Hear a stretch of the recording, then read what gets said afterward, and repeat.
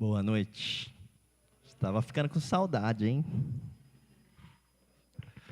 Graça e paz. Hoje a gente continua a série. Obrigado. O Evangelho que gera a vida, paralelo à campanha que está acontecendo no Brasil sobre o Setembro Amarelo contra o suicídio. E nós, como igreja, que temos uma ênfase de ser contextualizada, contemporânea com o que está acontecendo ao nosso redor, não sermos omissos a isso, nós estamos trabalhando esse tema, o Evangelho que gera vida. E hoje gostaria de trazer o tema do descanso. Esse é um tema que... Quem aqui falou essa semana? Estou cansado. Eu falei, já perdi a conta já, né? Ou frase do tipo, tô moído, preciso descansar, tô exausto, preciso de férias, né? Em casa eu falo sempre, tô quebrado. Então a Rebeca, ela já começou a me tirar um sarro da minha cara, né? Eu falei, tô quebrado, tá sempre quebrado, né? Mas com certeza que todo mundo já falou alguma vez isso, ou já se sentiu cansado, né? E eu tenho entendido cada vez mais que o cansaço se resolve com o quê? Descanso. Olha só, que coisa mais óbvia do universo, né? E a gente sabe disso. Só que a gente desaprendeu a descansar. Então, hoje eu gostaria que você prestasse atenção no que diz a palavra de Deus e que a gente pudesse reaprender a descansar. Quando foi que eu desaprendi a descansar? Essa foi a pergunta que eu fiz essa semana. Quando foi, né? Porque a gente nasce, vamos crescendo ali, criança, pré-adolescente, e a gente sabe descansar. Criança, quando está cansada, o que ela faz? Deita e dorme, não importa onde, né? Não pode ser em qualquer lugar. Se tiver um chão, ela vai dormir, porque ela está cansada. Então, quando foi que a gente aprendeu a descansar? Quando foi que a sociedade desaprendeu o valor do descanso? Já para pensar nisso? Vivemos dias de cansaço emocional, de cansaço físico, mas principalmente cansaço da alma. Eu gostaria de ver com vocês o que a Bíblia diz a respeito desse assunto. Mateus 11, 28 e 30, uma passagem super conhecida. Quem puder acompanhar, se eu não me engano, essa versão é NVI. Venham a mim todos os que estão cansados e sobrecarregados, e eu lhes darei descanso. Tomem sobre vocês o meu jugo e aprendam de mim, pois sou manso e humilde de coração, e vocês encontrarão descanso para suas almas, pois o meu jugo é suave e o meu fardo é leve. Jesus havia acabado de enviar os 12 discípulos, ele tinha acabado de dar aquela orientação para os 12 discípulos. Então, relembrando, primeira vez ele manda os 12, segunda vez ele manda os 72, lembra disso? Para fazer a missão, para pregar o evangelho, para ensinar, para curar os feridos, para libertar os cativos. E aí, logo depois disso, sabe o que Jesus faz? Isso é interessante, eu não tinha prestado atenção. Ele vai para as cidades dos discípulos. Ele sozinho, ele vai para a cidade dos discípulos para fazer a mesma coisa, para ensinar, para pregar o evangelho, enfim. E a gente sabe. E nesse contexto, os discípulos de João Batista vai se encontrar com ele, porque João Batista, quando ele ficou preso, ele teve dúvidas se realmente Jesus era o Messias. Lembra dessa história? Aí ele fala ali para os mensageiros, para os discípulos dele, vai lá perguntar para Jesus. Jesus fala para ele que os cegos vêm, lembra disso? Os cativos são libertos. Ele só fala isso, ele fala do que ele estava fazendo, dos milagres que estavam acontecendo, porque ele sabia que isso já era mais do que suficiente para João Batista entender que realmente Jesus era o Messias. Enfim, isso é só para a gente chegar no nosso ponto aqui. E aí depois eles vão embora, falar lá, né, levar o recado para João. E ao final dessa conversa que ele está tendo ali com o povo, Jesus ele fala essas palavras. Então a gente encontra isso ali no último trecho, no último bloquinho de texto ali de Mateus 11. Então Jesus, o que ele faz? Ele cria um paradoxo. Melhor dizendo, ele cria uma alternativa. Uma diferente de tudo que o povo já havia visto até o momento. E a gente está cheio de gente querendo fazer isso hoje em dia, né? Criar uma alternativa. Mais do mesmo. Eles estavam pressionados, qual que era o contexto? Pelo jugo da lei, impostas pelas autoridades religiosas e também pelos romanos. O que os romanos faziam? Impostos. Tem que pagar, taxação. Mera coincidência com o nosso país, gente, olha só. Imposto em cima de imposto. Enquanto que os líderes religiosos, os judeus, eles massacravam o povo com o quê? Com a lei. Era rigoroso, era legalista. Então, o que estava acontecendo? Essa religiosidade que era fútil afastava o povo da salvação do que aproximava o povo da salvação. Aí você fala, mas como? A lei fazia isso? Né? Fazia. Porque tinham pessoas com interesse. Qual que era a situação? Roma dominava. Quem governava? Roma. Como que eles manteriam, então? E eles sabendo do histórico dos judeus, que eles dão trabalho, né? No sentido de, uma hora ou outra, Deus vai libertar eles. Então, o que eles falaram? Então vamos fazer uma parceria. A gente vai controlar o povo judeu com as autoridades religiosas, com os sacerdotes da época. Então, um ajudava o outro. Tanto que, quando Jesus foi ser condenado, um queria pôr culpa no outro. Entende? Os rabinos queriam pôr culpa em Roma, para não pegar mal para eles, e Roma queria pôr culpa nos próprios líderes religiosos, para não pegar mal para eles também. Para não falar que condenou um inocente.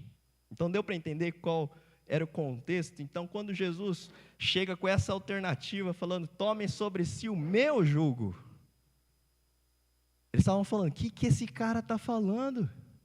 Ele está falando que o jugo dele é leve? Que o fardo dele é leve? Eles viviam esse contexto pesado, imposto, que prendia eles no pecado em vez de libertar. É o jugo do pecado. E nesse tema sobre descanso, eu gostaria de falar primeiro, hoje eu só vou falar 2 pontos principais. Eu não vou entrar muito em detalhes aqui, mas eu gostaria de falar sobre o começo de tudo. Como tudo isso começou? O princípio do descanso. Então, vamos começar. Descansar é um princípio. Tá? Por quê? Vamos ver em Gênesis 2. Gênesis 2, versículo 2 e 3. No 7º dia, Deus havia terminado sua obra de criação e descansou de todo o seu trabalho. Deus abençoou o 7º dia e o declarou santo, porque foi o dia em que ele descansou de toda a sua obra de criação.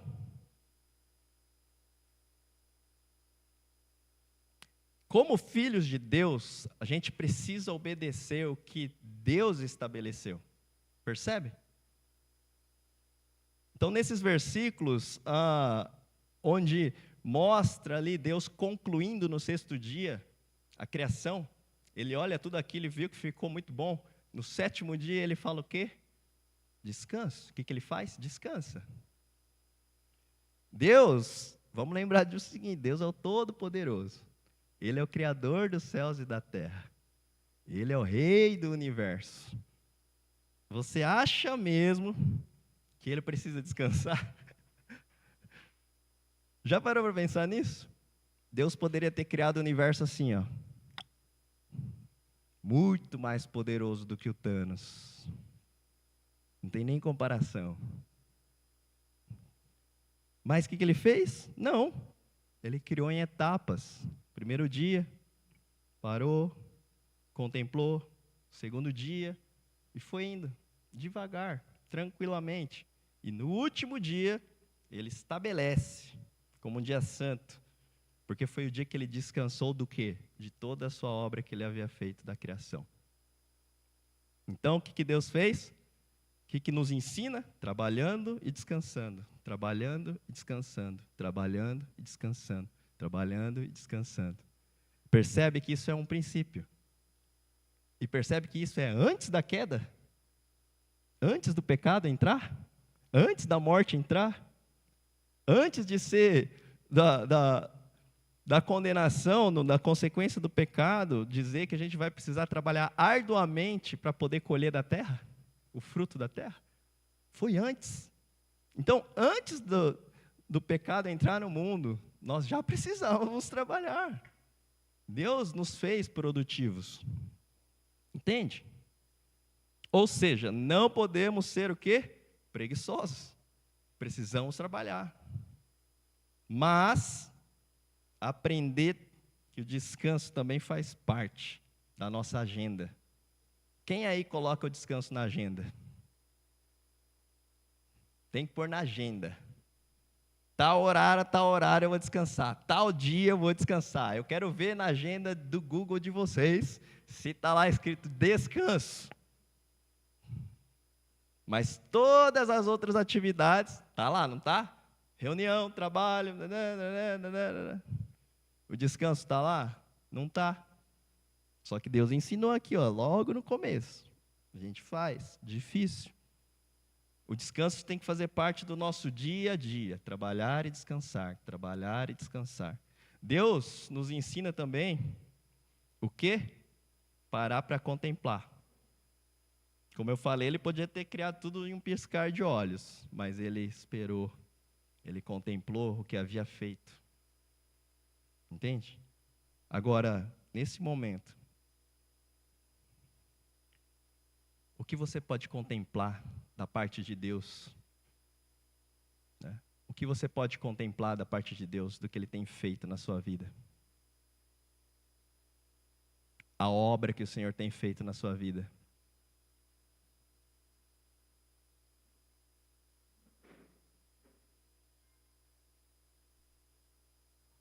Hein? O que Ele tem feito? O que Ele tem... Pensa no seu caráter. Na sua essência, lá dentro. Como você era antigamente, como você é hoje. Deus tem te transformado. A palavra do Senhor tem entrado na sua vida, criado raiz. Você tem sido trabalhado no Senhor. Os relacionamentos têm te levado mais próximo de Deus, a ponto de você falar, eu não sou mais o mesmo hoje do que eu era ontem. E eu não quero ser o mesmo que eu sou hoje, amanhã. Para contemplar. Eu tive essa palavra de uma psicóloga, sabia? Cristã, obviamente. Quando eu fiz um teste lá no CTPI. E ela olhou para mim e falou, você precisa aprender a descansar. A contemplar. Contempla. Aí eu percebi o quanto eu trabalhava, mesmo nas coisas da igreja, gente. Principalmente, né, porque sou pastor, né? Aí, por acaso sou pastor. Aí, eu estava na confraternização pensando na semana que vem. Olha só. Aí eu pensei, não. Então, eu comecei a tentar me reeducar, a transformar essa cultura dentro de mim e falar, não, está errado. Agora é só o momento de celebrar e contemplar o que Deus fez. Mas a gente tem essa cabeça de, nem acabou um ciclo, já está pensando no outro e o que eu vou fazer, que eu tenho que render. Desempenho. Mas por que é tão difícil da gente descansar? Por que é tão complicado? Já parou para pensar? Por que a gente não consegue se desconectar? A gente não consegue. O celular, ele ajuda a gente a ficar preso, né? A gente não consegue se desconectar. A gente aprende desde cedo, desde criança, desde a escola, desde lá do comecinho, uma cultura de desempenho. Já pararam para pensar nisso? O nosso sistema de aprendizagem, o que a gente vive hoje é cultura do desempenho. A gente tem que render. A gente é criado para produzir algo. Se a gente não produz, a gente está fora. Simplesmente. O problema na sociedade é que isso acaba se tornando o centro das vidas, o centro das nossas vidas. E quando isso se torna centro das nossas vidas, aí tem um sério problema. Veja bem, a gente precisa sim fazer com excelência, a gente precisa fazer com zelo, a gente precisa produzir, correto? Lembra que o trabalho antes da queda já estava lá, né? Precisamos disso. Mas isso não é a essência da nossa vida. Não é a essência da minha e da sua vida. Não é isso que é vital para a nossa vida. Isso eu estou falando do desempenho. Entende? Um exemplo. Burnout é um termo. Já ouviu falar esse termo? Burnout? É um termo que veio da relação de trabalho, da pessoa com o trabalho. Mas hoje, esse termo já está apropriado de tudo. Então, as pessoas entram em burnout e não precisa ser por questão de trabalho. O que é isso? É um estresse tão grande, é ansiedade tão grande, é render, que eu tenho que desempenhar, que eu preciso subir de cargo, que eu preciso mostrar que eu tenho capacidade, etc, etc, etc. E chega um momento que o corpo ele desliga. Pum! Porque não aguenta mais. Lembra que a gente é corpo, alma e espírito? Entende? Se uma dessas áreas da nossa vida está muito ruim, a uma outra área não tem como separar. Vai ser atingido. Então chega um momento no burnout que o corpo desliga. Ele trava. Você não consegue mais fazer nada. Simplesmente para tudo. E demora anos para se recuperar e às vezes a pessoa nem se recupera. Eu não sei se você já passou por isso, ou já chegou perto disso, ou se está passando por isso. Mas eu gostaria de dizer para você que o Senhor Deus sabe. Que o nosso Senhor cuida. E Ele quer te dar descanso.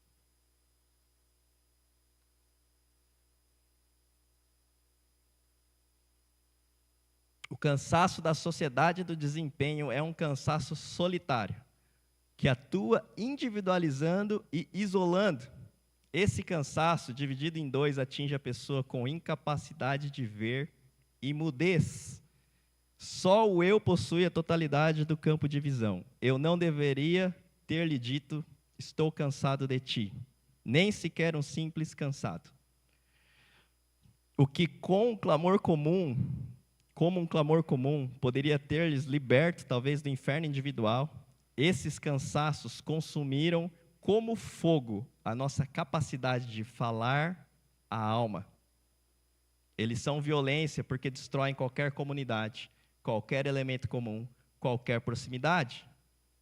Essa é uma citação de Hendrik no livro Sociedade do Cansaço, de Byung-Chul Han, é um coreano, filósofo. Pasmem, ele não é cristão. Mas daqui a gente enxerga verdades, porque Esses filósofos estão falando, sabe do quê? Da vida humana, da realidade de uma sociedade do desempenho.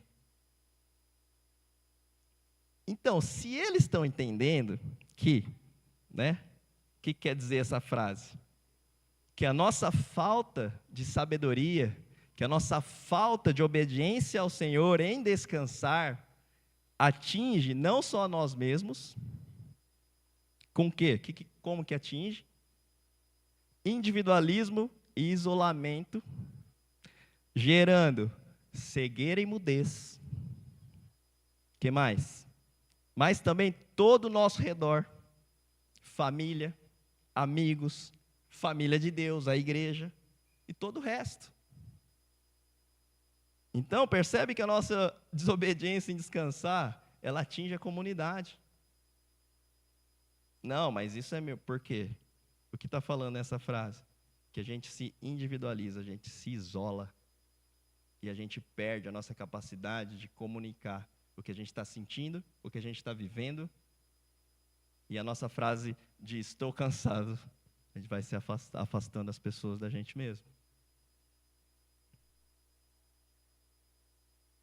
Então, consequentemente, perdendo a capacidade de falar com a nossa própria alma, né? O que a Mari cantou aqui hoje, ministrou para nós?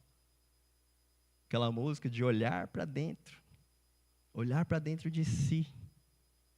Como é difícil hoje em dia a gente fazer isso, porque a gente perdeu a contemplação, a gente perdeu os momentos de silêncio. Por mais que a gente podemos estar sozinho, mas a nossa cabeça não está. A gente não está naquele lugar. Percebem? E aí várias consequências podem acontecer. Algumas doenças podem ser desencadeadas, porque é natural, como eu falei, consequência do corpo reagir. Burnout, estresse, ansiedade, depressão e um monte de outras coisas. Concluo, lendo isso, o quê? Precisamos nos cuidar para poder cuidar uns dos outros. Entende? Precisamos nos cuidar. Você tem feito sua parte? Descansar e proporcionar descanso. Jesus diz, apacenta minhas ovelhas. Ele fala isso para Pedro. Mas essa é uma ordem para nós, discípulos de Jesus. Você tem cuidado do seu pequeno rebanho? Quem é o seu pequeno rebanho? Você tem levado o seu pequeno rebanho para pastos verdejantes? Sabe o que diz lá em Salmos? Que o pastor leva as ovelhas para os pastos verdejantes. Quem é a sua ovelha? Quem são as suas ovelhinhas? Seus filhos, seu marido, sua esposa, seus irmãos, seus pais, avós, os netos, os que estão mais próximos, família de Deus.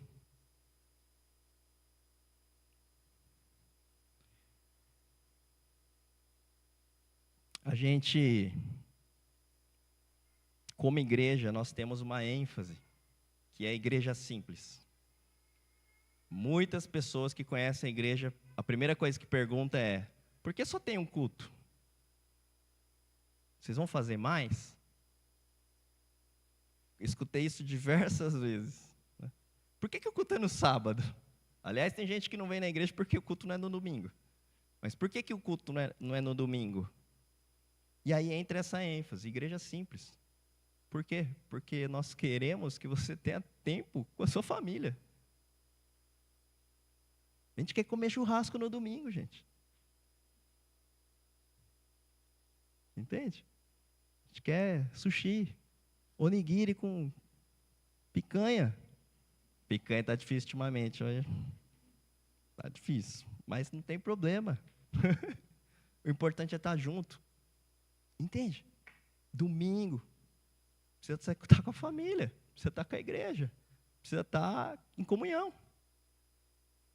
Ah, porque, né, tal, não, que tem que ter estudo bíblico num dia, oração no outro, tem que ter célula no outro, tem que ter encontro de casais, de solteiros, de tudo, você imagina. De crianças, não sei o quê, não sei o quê, não sei o quê. Tem que encher a semana. Eu falei, não tem que. Jesus não mandou a gente fazer nada disso. Entende? Eu sei que quando a igreja vai crescendo, as demandas aumentam. Os problemas aumentam. Nós somos pessoas. Não tem problema nenhum. A gente vai atender e querer atender as demandas? Sim. Mas a nossa essência, uma ênfase que a gente não pode deixar é de ser igreja simples. A gente precisa ter tempo para descansar. Venham a mim todos os que estão cansados e sobrecarregados, e eu lhes darei descanso. Quem diz isso? Jesus. Nós encontramos em Jesus o descanso para as nossas almas. As disciplinas espirituais nos levam para esse descanso renovador. Lembra que nós tivemos uma série de disciplinas espirituais que duraram 2 meses? O que é isso? Oração, leitura da Bíblia, meditação na palavra de Deus. Não só ler, mas meditar, contemplar. Entende? Marcelo citou, né, que o Ricardo falou na assembleia. Ler a Bíblia até que Deus fale com você. Quanto que eu devo ler? Ler até Deus falar com você. Ele vai falar. Comunhão com a igreja. Além da nossa comunhão aqui. A nossa comunhão aqui é muito boa. A gente não quer perder isso. Começou, sabe como a nossa comunhão? Lá em casa. Primeiro culto. O que a Rebeca fez? Um bolinho, um chazinho, cafezinho e virou o que virou. Ninguém nunca falou, vamos fazer uma escala. Cada um traz uma coisa. Não. Tudo no espontâneo. E quando faltava, a Rebeca ia lá, se desdobrava na cozinha e aparecia comida. Como os irmãos fazem aqui, servindo a gente. Tem vários irmãos aqui se desdobrando para que a gente possa comer, sabia? Mas a comunhão, além disso, quantos irmãos você já convidou para ir na tua casa aqui da igreja? Agora pensa ao contrário. Já fui na casa de quem? Pensei. Não se convida não, mas pensa. Que daí você olha para você e fala, eu não convidei, né? Quero conhecer a casa do irmão, mas eu não convidei, né? Então comece convidando. Não precisa ser churrasco, que está caro. Mas faz uma junta-panela aí, gente. Já vai jantar mesmo, já vai almoçar mesmo. Só pega comida e leva para lá, na casa do irmão. Comunhão, de verdade, estar junto. Mais do que isso, orar uns pelos outros. Lembrar nas orações. Perguntar como está. O que mais? Servir a Deus. Servir a Deus aqui, nós, família de Deus, mas também servir os irmãos de fora da igreja. A igreja, ela evangeliza, servindo. O que mais? Evangelizar, discipulado, disciplinas espirituais. Tudo isso leva o quê? A gente à intimidade com Deus, com Jesus. E fazendo isso, o que Ele faz? Nos acolhe, nos dá descanso. Descanso que a gente precisa. E o segundo ponto, jugo do pecado, que é a morte, e o jugo de Jesus, que gera a vida. Tomem sobre vocês o meu jugo e aprendam de mim, pois sou manso e humilde de coração, e vocês encontrarão descanso para suas almas, pois o meu jugo é suave e o meu fardo é leve. Jugo, do grego zugos, a raiz dessa palavra é zeugnumi. Está vendo ali? Esse é o jugo. Eu tinha uma foto que eu tirei no Nordeste, lá no sertão. Bem parecido com essa, mas eu perdi a foto, não sei onde está. Mas eu busquei essa na internet. Qual é o significado no original? Né? Juntar, especialmente por um jugo. Um acoplamento, que é figurativamente, né, servidão, uma lei ou obrigação. Também, literalmente, a trave da balança, sabe? como conectando a balança. Agora, a definição do jugo é o quê? É um jugo que é colocado no gado de tração. Exatamente esse. Usado para qualquer fardo ou escravidão, como da escravidão de leis problemáticas impostas por alguém, especialmente a lei mosaica. Daí o nome ser transferido para os mandamentos de Cristo, de modo a contrastá-los. É isso que Jesus faz, ele contrasta com os mandamentos dos fariseus, que eram um verdadeiro jugo. Olha essa imagem. Agostinho e outros pais falaram do jugo de Jesus como se fosse uma pena de ave. O jugo de Cristo não nos derruba no chão, mas nos torna capazes de alçar voo até os céus, pelo que também é muito diferente daquele jugo que as autoridades dos judeus ofereciam. Percebe que o jugo é pesado, é uma peça de madeira com ferro. O jugo da lei daquela época era pesado. As pessoas estavam oprimidas. Mas Jesus chega com isso. Ele fala, eu troco esse jugo, meu jugo é leve. E Agostinho fala, é como se fosse uma pena de ave, que pelo contrário ajuda a alçar voo. Isaías 40, 28 e 31, você não ouviu? Não entendeu? O Senhor é o Deus eterno, Criador de toda a terra. Ele nunca perde as forças, nem se cansa. E ninguém pode medir a profundidade de sua sabedoria. Dá força aos cansados e vigor aos fracos. Até os jovens perdem as forças e se cansam. E os rapazes tropeçam de tão exaustos. Mas os que confiam, os que esperam no Senhor, renovam suas forças, voam alto como águias, correm e não se cansam, caminham e não desfalecem. O jugo pesado do pecado versus o jugo leve de Jesus, que gera vida. Jesus não diz que está tirando o nosso jugo. Eu estou tirando e você vai ficar sem jugo. Mas ele está convidando, entende? Para substituir o jugo pesado. Percebem a figura de linguagem que Jesus usa?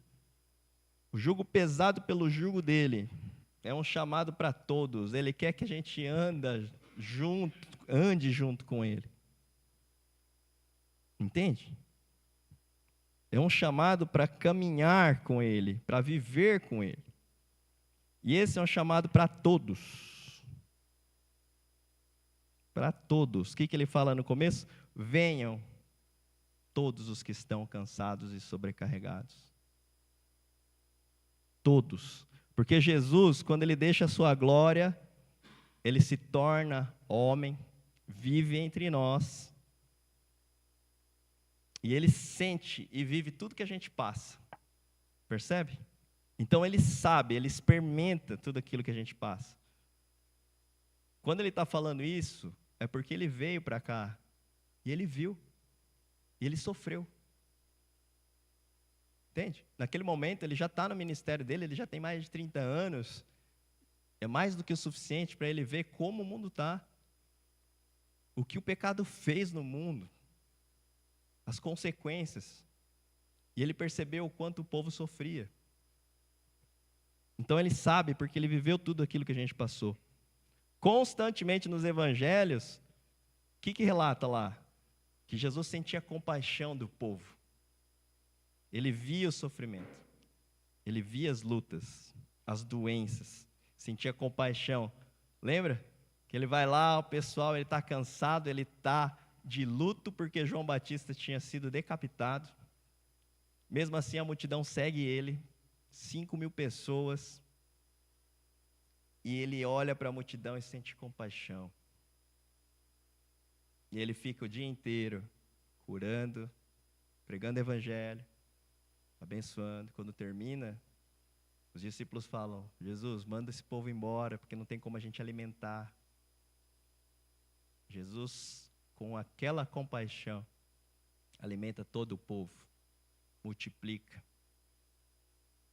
Ele dá descanso para as nossas almas, ele nos cura, ele nos dá renovo, e ele alimenta a gente. Movido por esse amor, ele veio ao mundo. Movido por esse amor, ele se entregou para morrer na cruz. Movido por esse amor, ele ressuscitou e nos deu um novo e vivo caminho. O véu já se rasgou, agora nós podemos ser amigos de Deus. E movido por esse amor, ele nos deixa em continuidade. Ele nos dá a continuidade da sua missão. Movido por esse amor, ele nos manda o Espírito Santo. O que é muito melhor, porque como homem, fisicamente, ele estava presente. Mas o Espírito está dentro de nós. O Espírito de Jesus está dentro de nós. Ele que ressuscitou, que nos sela com esse Espírito e garante que vai voltar para nos buscar. Jesus nos garante que iremos ressuscitar com Ele para a eternidade. Ou seja, toda dor é por enquanto. Toda dor vai passar, toda lágrima vai passar. Tudo que a gente passa aqui, todas as aflições, vai passar, é por enquanto. E nós vamos ressuscitar como Jesus e estar com Ele na eternidade. Concluindo, Jesus nos convida para a vida. Viver em Cristo é leve. Nós temos esperança, paz no coração, graça de Deus. Baixe suas cabeças, eu gostaria de orar por aqueles que estão se sentindo cansados.